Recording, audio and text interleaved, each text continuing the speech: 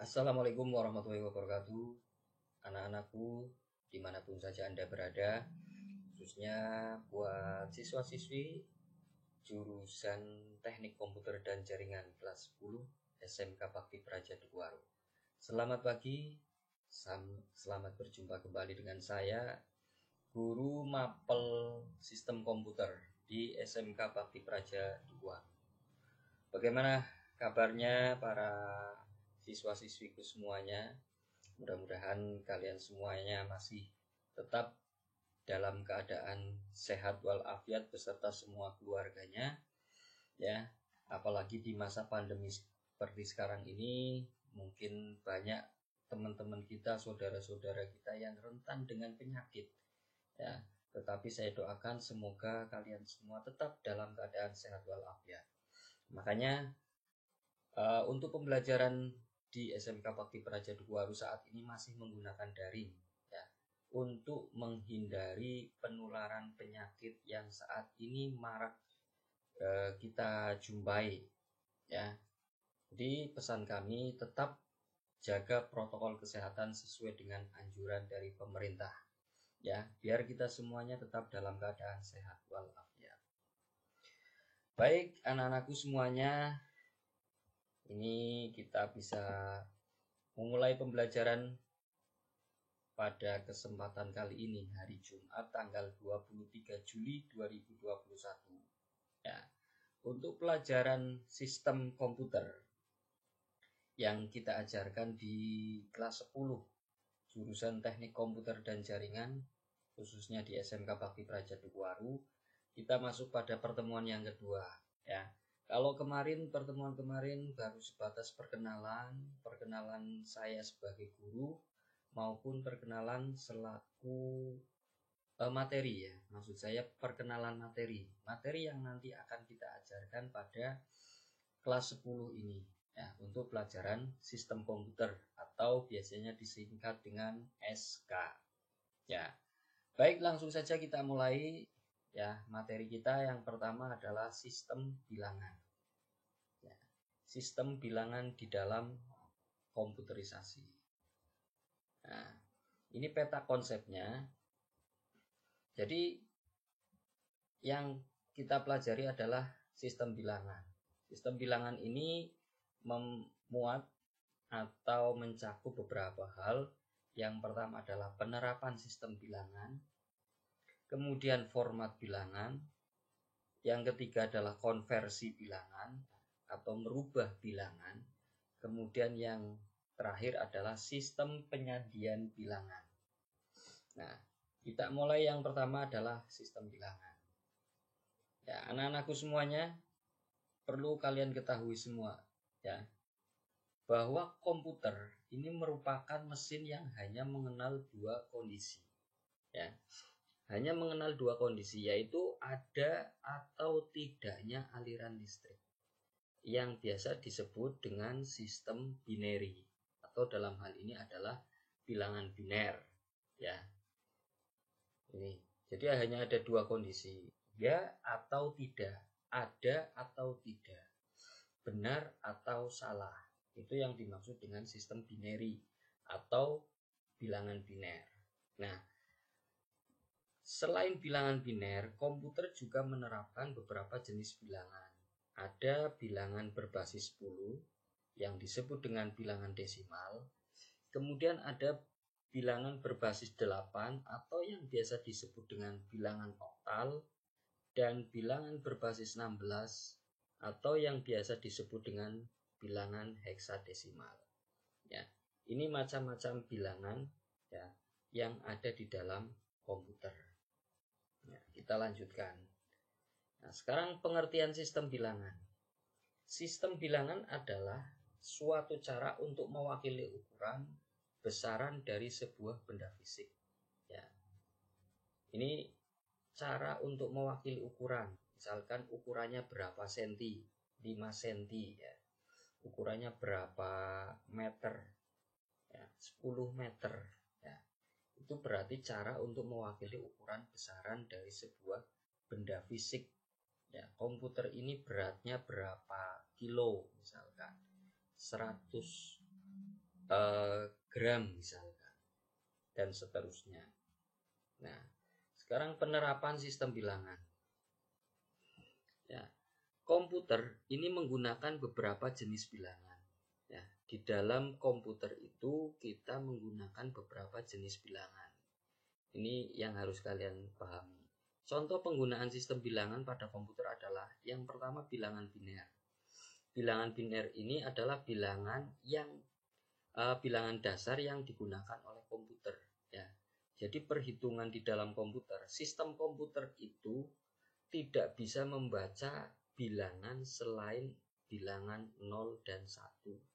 Ya, tidak bisa membaca huruf, tidak bisa membaca angka yang lain. Yang bisa dibaca oleh sistem komputer itu adalah bilangan biner 0 dan 1.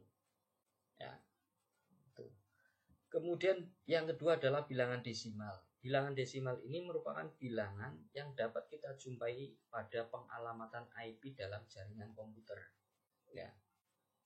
Ini yang mungkin kalian belum paham. Apa sih IP? IP adalah Internet Protocol.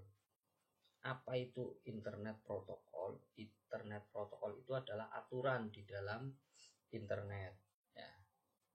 Kemudian dalam sebuah jaringan komputer. Jadi kalian kalau misalkan menggunakan HP, menggunakan laptop, biasa terhubung dengan internet ya, terhubung dengan jaringan komputer.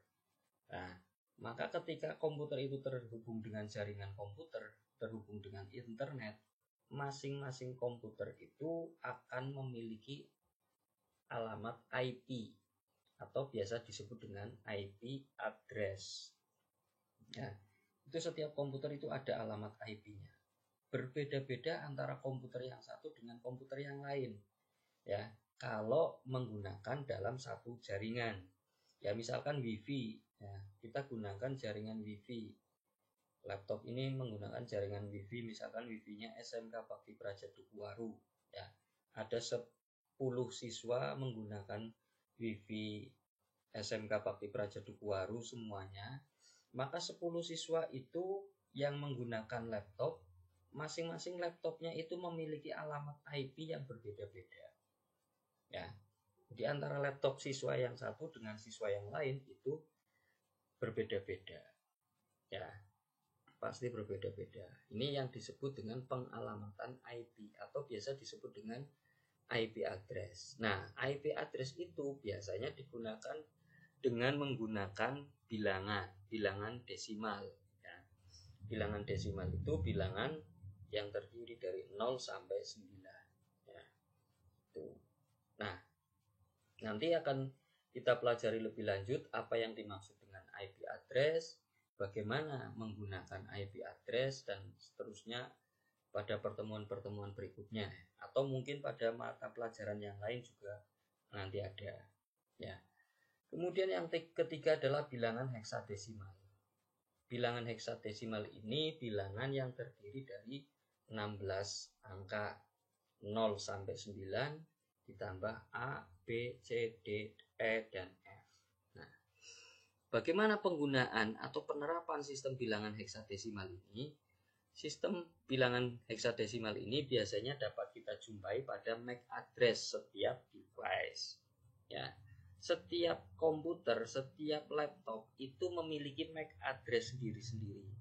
Antara komputer yang satu dengan komputer yang lain itu pasti memiliki MAC address sendiri-sendiri dan berbeda-beda antara komputer yang satu dengan komputer yang lain. Nah, MAC address ini atau alamat MAC ini biasanya menggunakan bilangan heksadesimal. Ya, kita lanjutkan. Nah, ini penerapan sistem bilangan heksadesimal dan bilangan desimal. Kalian lihat kalau di pojok kanan bawah biasanya pada pengaturan jaringan komputer itu diklik properties, ini nanti akan muncul seperti ini. Ya, ini IP address. IP address itu 192.168.43.185. Ini berarti IP address-nya milik laptop ini misalkan. Ya, alamat IP address-nya ini. Nah, kemudian di atas ini ada physical address. Nah, alamat fisik. Alamat fisik itu MAC address ya. Ini menggunakan angka dan huruf 24 FD 5293 AD79 ya. Ini angka yang disebutkan ini adalah angka 0 sampai 9, kemudian hurufnya itu menggunakan A sampai F ya. Nggak mungkin kemudian physical address ini di sini ada huruf G misalkan, atau huruf H atau huruf Z, itu enggak ada ya.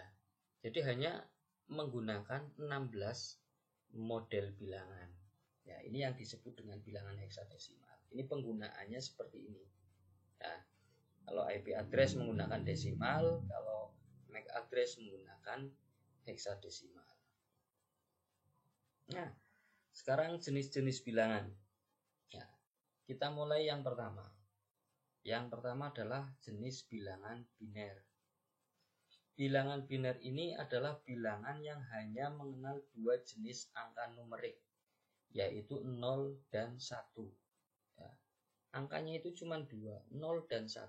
Nilai 1 mewakili keadaan dengan arus listrik, sementara nilai 0 mewakili keadaan sebaliknya ya. Penulisan bilangan biner menggunakan format N, angka 2-nya kecil ya. Misalkan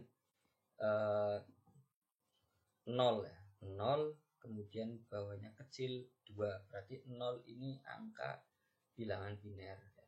0 1 1 0 kemudian angka 2 kecil di bawah ya, itu menunjukkan bahwa itu adalah bilangan biner ya. Kemudian yang kedua adalah bilangan oktal. Bilangan oktal adalah bilangan yang menggunakan 8 jenis angka numerik, yaitu 0, 1, 2, 3 sampai 7 ya. Ini bilangan oktal. Bilangan oktal itu hanya ada 8, 0 sampai 7. Itu bilangan oktal ya. Kemudian yang ketiga adalah bilangan heksadesimal. Bilangan heksadesimal ini terdiri dari 16 ya, yaitu 10 angka numerik antara 0 sampai 9, kemudian 6 karakter A sampai F. A itu mewakili nilai 10, B mewakili nilai 11, C mewakili nilai 12, D mewakili nilai 13, E itu mewakili nilai 14, F mewakili nilai 15 ya. Jadi 0 sampai 15 ya. Itu jenis-jenis bilangan. Nah, yang berikutnya adalah konversi bilangan. Konversi bilangan adalah teknik mengubah suatu bentuk menjadi bentuk lainnya, tetapi tetap memiliki arti yang sama.